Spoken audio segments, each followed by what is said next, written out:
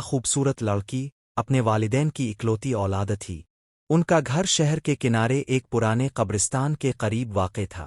لو اثرت اس علاقے میں عجیب واقعات ہوتے ہیں۔ راتوں کو کچھ چلتا پھرتا محسوس ہوتا ہے، مگر آنا کے والدین ان باتوں کو محض وہم سمجھتے۔ آنا کی منگنی اپنے چچا زاد عدنان سے ہو چکی تھی۔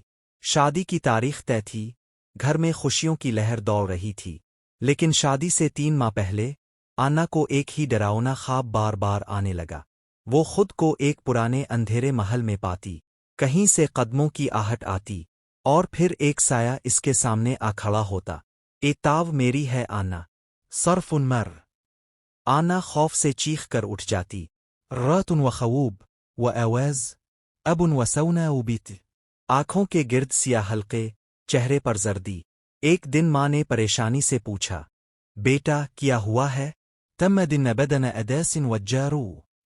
آنا نے سب کچھ بتا دیا، وہ سایہ، وہ آواز، وہ خواب۔ میں برا گھر میں مشورہ ہوا اور روحانی عامل بابا جی کو بلایا گیا۔ بابا جی نے گہری سانس لی۔ عام خوابن، کسی جن کی نظر اب کی بیٹی پر ہے، وہ اسے اپنا بنانا چاہتا ہے۔ انہوں نے 3 تعویذ دیے، ایک گلے میں، ایک بستر کے نیچے، اور ایک دروازے پر لٹکانے کو کہا۔ چند دنوں میں خواب آنا بند ہو گئے، سب نے سکون کا سانس لیا۔ شادی کی تیاری پھر سے شروع ہو گئی، مگر شادی سے ایک ہفتہ پہلے جب آنا اپنی شادی کا جوڑا دیکھ رہی تھی، اچانک کمرے کی فضا ٹھنڈی ہو گئی۔ نہ، لیکن اسی رات اس نے تعویذ اتار دی تاکہ میک اپ آرٹسٹ آسانی سے کام کر سکے، اور وہی رات، وہی خواب دوبارہ لوٹ آیا۔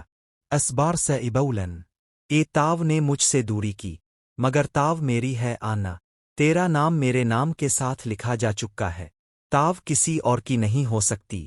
آنا نے کانپتی آواز میں پوچھا، تم ونو، تم مجھ سے کیا چاہتے ہو؟ میرا نام شعاب ہے، اور میں تمہیں اپنی دلہن بنانا چاہتا ہوں۔